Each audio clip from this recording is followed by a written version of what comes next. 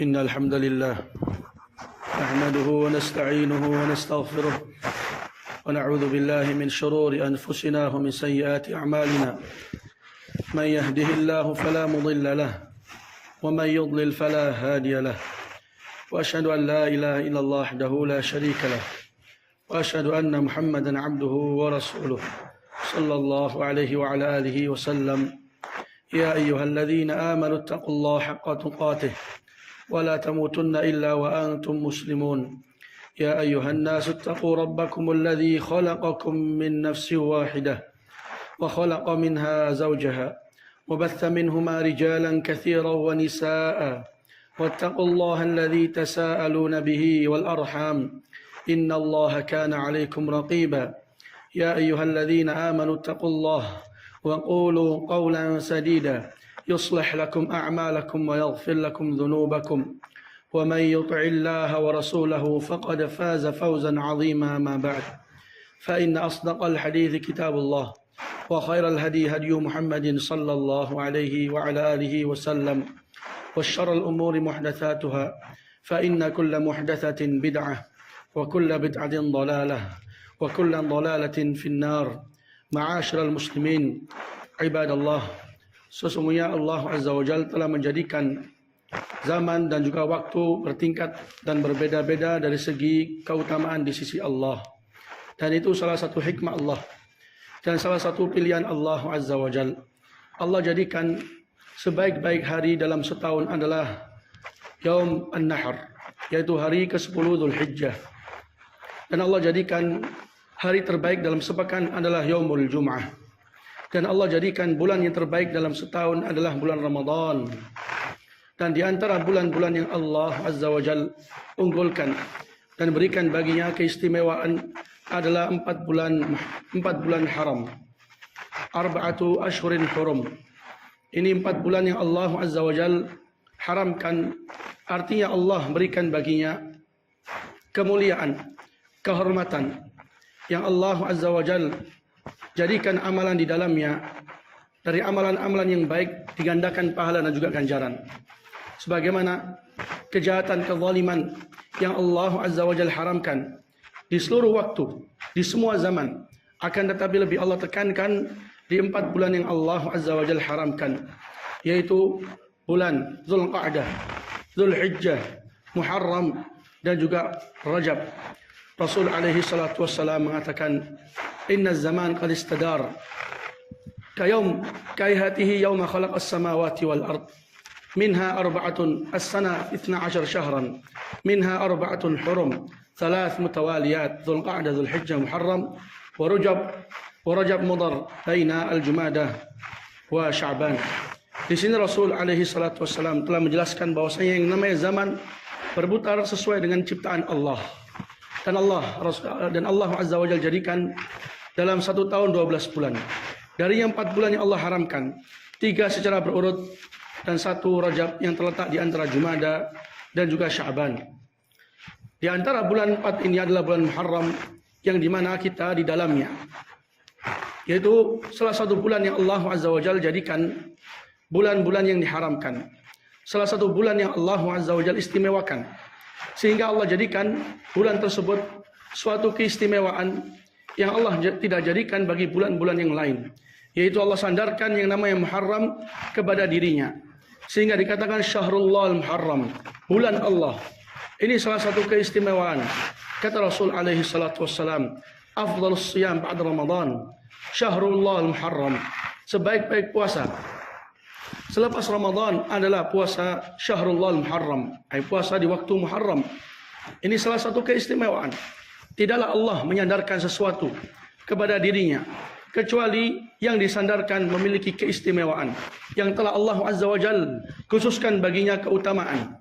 Lihat bagaimana Allah khususkan seorang nabi yang mulia kepada dirinya, disandarkan kepada dirinya, sehingga dikatakan Rasulullah, utusan Allah.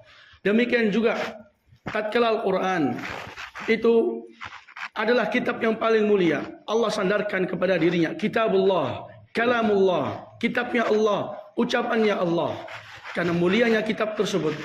Demikian juga tatkala Mekah adalah tempat yang paling mulia, yang ada di atas permukaan bumi. Allah Azza wa Jalla sandarkan kepada dirinya Baitullah, rumah Allah.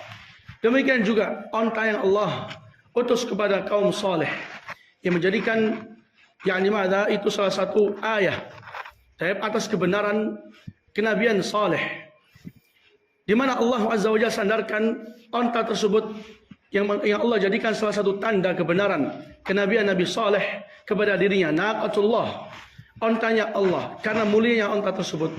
Demikian juga Muharram, bulan ini salah satu bulan yang Allah Azza wa Jalla agungkan, sehingga Rasul alaihi salatu wassalam sandarkan bulan tersebut kepada Allah, menunjukkan keistimewaan, kemuliaan, keagungan yang dimiliki oleh bulan tersebut. Di dalam bulan ini ada bulan atau ada hari yang dikenal dengan hari Ashura. Hari Ashura itu salah satu hari yang paling agung, salah satu hari yang mencatat dalamnya suatu sejarah atas kejayaan Islam dan kehancuran kesyirikan, di mana Allah Azza wa Jalla selamatkan Musa dan juga kaumnya dari Firaun dan juga bala tentaranya. Hari di mana Allah turunkan pertolongan yang nyata. Hari di mana Allah angkat la ilaha illallah dan Allah jatuhkan kesyirikan. Itu salah satu hari yang Allah Azza wa Jalla agungkan. Di hadis Rasul alaihi salatu wassalam, qadimal Madinah fawajada al-yahud siyaman yawm Ashura faqala lahum ma hadha al-yawm alladhi tasumunahu qala hadha yawm qalu hadha yawmun azim hadha yawmun anja Allah fihi Musa wa qaumahu wa aghraqa Fir'auna wa qaumahu fasamahu Musa syukran lillah wa nahnu nasumuh. Tatkala Rasulullah datang ke Madinah, beliau mendapatkan kaum Yahudi berpuasa di hari Ashura. Maka Rasulullah menanyakan, apakah hari ini yang kalian berpuasa? Maka mereka menjawab, ini adalah hari di mana Allah Azza wa Jalla selamatkan Musa dan juga kaumnya, yang Allah tenggelamkan Fir'aun dan juga bala tentaranya. Maka Musa berpuasa untuk mengungkapkan rasa syukurnya kepada Allah. Maka demikian juga kami berpuasa. Maka di dalam bulan Muharram adalah salah satu hari yang Allah muliakan agama Islam, yang Allah tolong salah satu wali dan juga nabinya, yaitu Musa alaihi salatu wassalam. Bulan Muharram itu salah satu bulan yang Rasul alaihi salatu wassalam jadikan suatu musim untuk berpuasa. Tatkala Nabi alaihi salatu wassalam ditanya ayyus salah afdal ba'da salatil maktubah wa ayyus siyam afdal ba'da siyam Ramadan, faqala alaihi salatu wassalam afdalus salah ba'da al-maktubah as-salah fi jawfil lail wa afdal as-siyam ba'da Ramadan siyam syahril Muharram. Rasul ditanya, apakah salat yang paling utama selepas salat wajib, dan apakah puasa yang paling utama selepas puasa Ramadan? Maka Rasul alaihi salatu wasallam menjawab, salat yang terbaik, yang paling afdal selepas salat wajib adalah salat di pertengahan malam, salatul lail. Dan puasa yang paling agung selepas puasa Ramadan adalah puasa Muharram. Maka puasa Muharram atau bulan Muharram salah satu musim di mana seseorang dianjurkan untuk berpuasa, puasa yang mutlak. Kapanpun dia ingin berpuasa, ingin dia berpuasa 1 bulan penuh, atau kebanyakan hari di bulan Muharram, atau setengahnya, atau sesuai dengan kemampuan yang Allah Azza wa Jalla berikan, maka dia enggak lepas dari keutamaan yang Rasul alaihi salatu wasallam sebutkan, di mana itu kata Rasul, afdalus siyam ba'da Ramadan siyam syahril Muharram. Sebaik-baik puasa selepas Ramadan, puasa di bulan Muharram. Hadis ini diriwayatkan oleh Imam Muslim. Ibadallah, bulan Muharram salah satu bulan yang terdapat dalamnya suatu keutamaan yang Allah anugerahkan untuk umat Muhammad, yang Allah Azza wa Jalla karuniakan untuk umat Muhammad. Di dalamnya ada suatu puasa yang Allah syariatkan dan juga Rasulnya, yaitu puasa Yaum Ashura, puasa di hari ke-10 dari Muharram, di mana Rasul alaihi salatu wassalam telah menyebutkan, inni ahtasibu 'ala Allah an yukaffir as-sana allati qablah. Rasul mengharapkan kepada Allah agar barang siapa yang berpuasa di Yaum Ashura akan dihapus dosa 1 tahun yang telah lampau. Ini suatu keutamaan yang Allah jadikan di bulan Muharram. Bahkan Rasul memerintahkan amaran Nabi alaihi salatu wasalam, siyam Yaum Ashura. Rasul memerintahkan, dan perintah maksudnya di sini adalah perintah anjuran, perintah istihbab, bukan perintah wajib. Naam, yang namanya Yaum Ashura itu salah satu puasa yang pernah diwajibkan sebelum diwajibkannya puasa Ramadan, di mana Rasul alaihi salatu wasallam mewajibkan para sahabat untuk puasa. Dan barang siapa yang telah memakan makanan di waktu Yaum Ashura, diperintahkan untuk memegang hari sisa dari hari tersebut untuk tetap berpuasa. Bahkan anak-anak kecil pun diajari dan dilatih untuk berpuasa Yaum Ashura tatkala Allah Azza wa Jalla mewajibkan atas umat Muhammad untuk berpuasa di puasa Ramadan, maka jadilah puasa Yaum Ashura salah satu hari yang dianjurkan untuk berpuasa. Ibadallah, maka bulan Muharram adalah bulan yang memiliki kedudukan dalam syariat.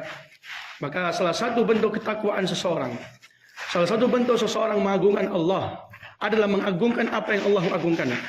Apa yang Allah Azza wa Jalla tinggikan, seorang muslim diharamkan ala kulli hal, di semua waktu, di semua keadaan untuk menzalimi dirinya. Akan tetapi kezaliman dalam bulan Muharram atau bulan-bulan yang diharamkan itu enggak sama kadarnya, derajatnya, hitungannya di sisi Allah daripada dosa-dosa yang dilakukan di luar bulan-bulan yang diharamkan.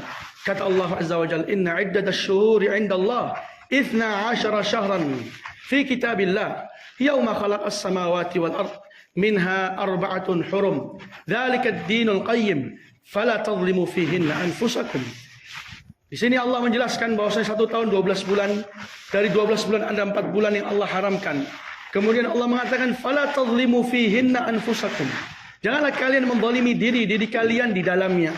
Jangan sampai kalian melakukan kezaliman atas diri kalian atau kepada orang lain. Kezaliman hal yang diharamkan. Inni haramtu dzulma ala nafsi wa ja'altuhu bainakum muharraman fala tadzalamu, kata Allah Azza wa Jalla di hadis Al-Qudsi. Jadi yang namanya kezaliman hal yang diharamkan, cuman kadarnya dan juga porsinya di sisi Allah lebih berat dan lebih dilipatkan tatkala seseorang melakukan apa yang diharamkan di bulan-bulan apa yang diharamkan, bulan-bulan yang telah ada dalamnya kehormatan. Maka seorang muslim wajib mengenal, seorang muslim harus mengenal, harus mengetahui mana batasan-batasan syariat, mana hal-hal yang Allah Azza wa Jalla agungkan, mana yang Allah Azza wa Jalla berikan dalamnya hak yang lebih.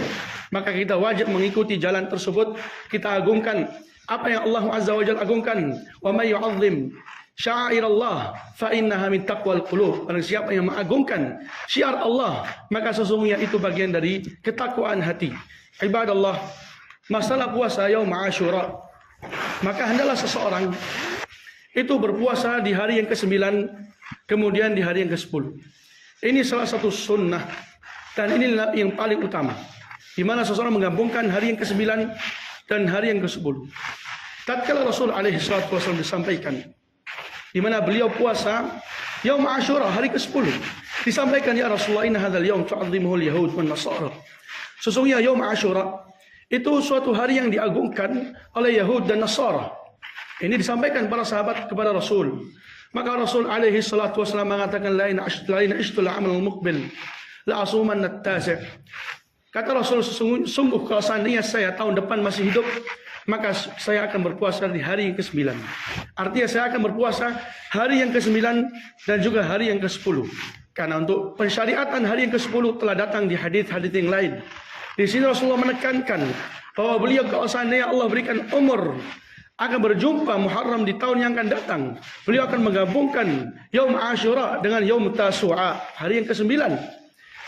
Kata rawi, falam ya'til amal muqbil hatta tufiya Nabi alaihi salatu wassalam. Enggak datang tahun yang berikutnya kecuali Rasul telah meninggal. Maka ini salah satu sunnah yang baik, di mana orang menggabungkan antara hari yang ke-10 dengan hari yang ke-9 demi menghakikatkan sunnah, mendapatkan keutamaan dengan dihapusnya dosa, dan demi menyelisihi keadaan dan tata cara puasa musuh-musuh agama dari kalangan Yahud dan juga kalangan Nasara, di mana mereka menjadikan hari Ashura itu hari yang mereka agungkan. Maka salah satu dasar agama Islam, salah satu pilar agama Islam itu selalu menyelisihi apa yang dilakukan oleh musuh-musuh agama Islam dari kalangan Yahud dan juga kalangan Nasara. Ini salah satu tata cara yang paling baik tatkala orang ingin berpuasa di bulan Muharram, di tanggal 9 dan juga di tanggal ke-10.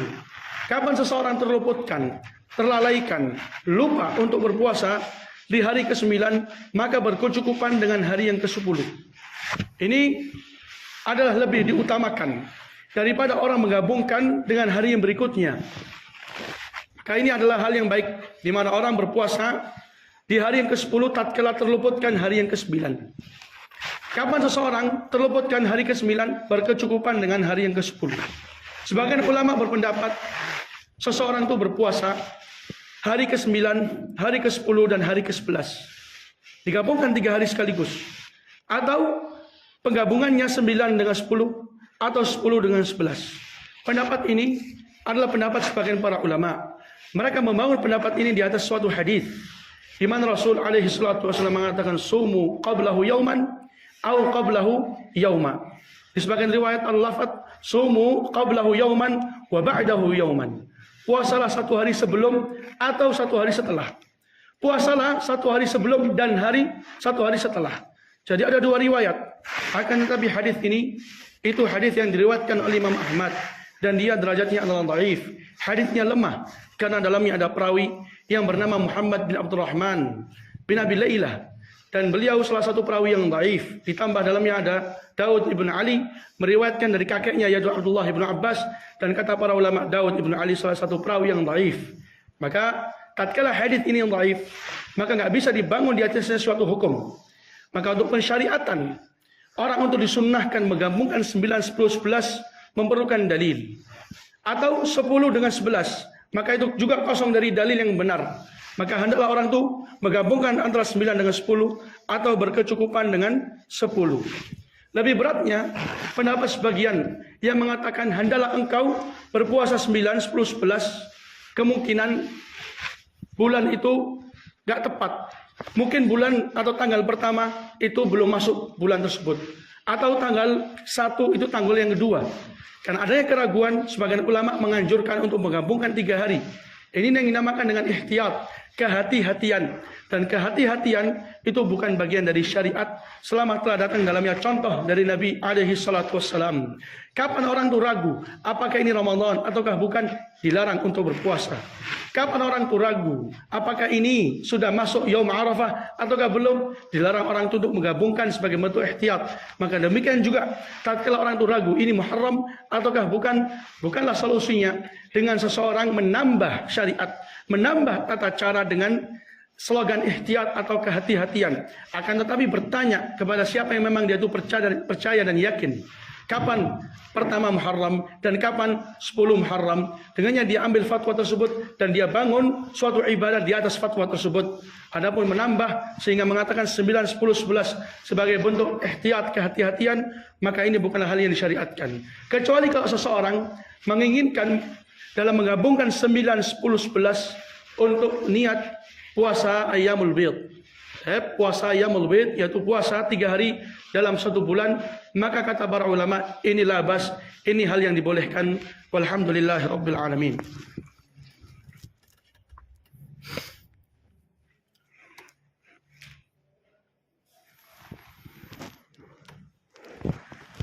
Alhamdulillah ala ihsanih, syukrulillah ala imtinanih. Wassalatu wassalam ala nabiyyina Muhammad ad-da'i ila ridwanihi, amma ba'd. Ibadallah, tidak ada suatu muslim dari muslim-muslim ibadah, dari muslim-muslim yang Allah Azza wa Jalla agungkan, kecuali kita akan mendapatkan dalam yaitu 2 kelompok. Kelompok yang berkecukupan dengan sunnah Nabi dan juga prakteknya ulama salaf. Kelompok yang lain, mereka yang merekayasa suatu perbuatan atau ibadah sehingga menambah atau mengurang. Adapun kelompok yang pertama, maka telah lewat pembahasannya. Mereka yang berkecukupan dengan mengagungkan bulan Muharram dengan ketaatan dan jauh dari apa yang diharamkan dan bersungguh-sungguh dalam berpuasa, terlebih di hari 9 dan juga hari ke-10. Adapun kelompok yang menambahkan suatu ritual atau suatu bid'ah dalam bulan Muharram, maka 2 kelompok. Kelompok yang pertama adalah Rawafid dan kelompok yang kedua adalah Nawasib. Rawafid mereka adalah orang-orang Syiah. Mereka yang ingin merusak agama Islam dari dalam. Mereka yang menjadikan Yaum Ashura itu salah satu hari kesedihan, hari ratapan, hari kecemburuan dan kemarahan mereka atas terbunuhnya Husain ibnu Ali ibnu Abi Talib, cucunya Rasul alaihi salatu wassalam. Sehingga mereka jadikan di bulan Muharram, di hari Ashura, suatu ritual yang menggambarkan bagaimana mereka marah, bagaimana mereka sesali, bagaimana mereka menampar wajah, bagaimana mereka melukai diri, bagaimana mereka menampakkan seakan-akan agama Islam adalah agama yang jahat, adalah agama yang sangat bengis, adalah agama yang suka menumpahkan darah. Ini dengan ritual seperti ini, mereka ingin merusak Islam dengan nama kecemburuan terhadap cucu Rasul alaihi salatu wasallam, Husain radhiyallahu taala an. Padahal ini salah satu bid'ah, salah satu rekayasa dalam agama. Ini salah satu bentuk kedustaan atas nama Allah dan juga atas nama Rasul alaihi salatu wassalam. Tidaklah mereka, orang-orang Syiah, lebih cinta kepada Husain daripada para sahabat yang telah menasihati, yang telah memberikan arahan, yang telah membela. Mereka yang telah menyaksikan bagaimana keutamaan Husain. Akan tetapi, tidak ada satupun di antara mereka yang menjadikan kematian Husain di Karbala itu salah satu ritual yang wajib diambil suatu momen untuk orang itu menampakkan kesedihan dan semisalnya. Maka ini kebid'ahan. Ini suatu kebid'ahan yang ada di dalam bulan Muharram, terkhususnya di hari ke-10 Yaum Ashura. Adapun lawannya, mereka orang-orang Nawasib, kelompok yang membenci Ahlul Bait. Kalau Rawafid, orang-orang Syiah berlebihan, ghulu, ekstrim dalam mencintai Ahlul Bait, bahkan mengangkat Ali di atas kedudukannya, bahkan sampai menuhankan Ali radhiyallahu taala an. Adapun Nawasib, mereka adalah orang-orang yang membenci Ahlul Bait.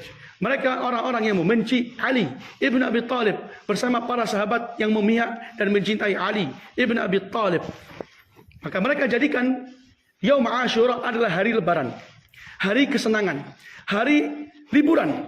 Mereka akan meluaskan dari segi pakaian, makanan, hiburan, dan juga dandan. Ini orang-orang Nawasib. Mereka ungkapkan di hari itu hari kecintaan, hari kebahagiaan, Id, lebaran, karena terbunuhnya salah satu keturunan Ali ibn Abi Thalib, yaitu Al-Husain ibn Ali. Maka dua kelompok ini adalah dua kelompok yang sesat, dua kelompok yang terfitnah dengan kejadian Husain tatkala terbunuh di Karbala.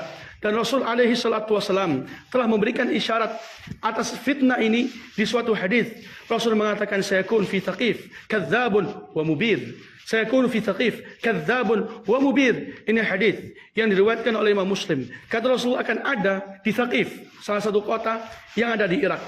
Akan ada di Thaqif kadzab, seorang pembohong, seorang pendusta. Yang kedua mubir, orang yang penghancur. Adapun kadzab, maka dialah Mukhtar bin Abi Ubaid. Dia salah satu orang yang mencetuskan untuk menjadikan kejadian kematian Husain itu suatu momen untuk menampakkan kesedihan, pembelaan kepada keturunan Rasul alaihi salatu wasallam, sampai akhirnya dia mengaku dia mengaku sebagai utusan Allah, yaitu Nabi. Ini adalah Mukhtar bin Abi Ubaid. Adapun mubir, maka dialah Hajjaj bin Yusuf, salah satu pemerintah yang membenci Ahlul Bait. Dikarenakan Hajjaj bin Yusuf terbunuh banyak kalangan para ulama dari kalangan para sahabat dan juga para tabi'in. Maka dua kelompok ini adalah dua kelompok yang sesat, yang Allah Azza wa Jalla jauhkan mereka dari rahmat Allah yang Allah tebarkan di bulan Muharram dikarenakan kebid'ahan yang mereka lakukan. Maka kaum muslimun, orang-orang Ahlussunnah wal Jamaah berkecukupan dengan petunjuk dan juga hidayah yang salaf dalam mengagungkan suatu momen yang Allah Azza wa Jalla agungkan, di antaranya bulan Muharram. Demikian juga di antara bid'ah yang terjadi di Yaum Ashura, tatkala seseorang mengkhususkan qiyamul lail di malam Yaum Ashura. Ini salah satu kebid'ahan, karena pengkhususan qiyamul lail, salat malam di malam Yaum Ashura, itu salah satu ibadah yang kosong dari dalil. Qiyamul lail adalah hal yang disyariatkan. Maka kapanpun orang ingin menegakkan qiyamul lail, maka itu hal yang dianjurkan. Tapi pengkhususan, maka itu membutuhkan kepada dalil. Tatkala kosongnya dalil, maka bukanlah itu hal yang disyariatkan. Alhamdulillahirabbil alamin.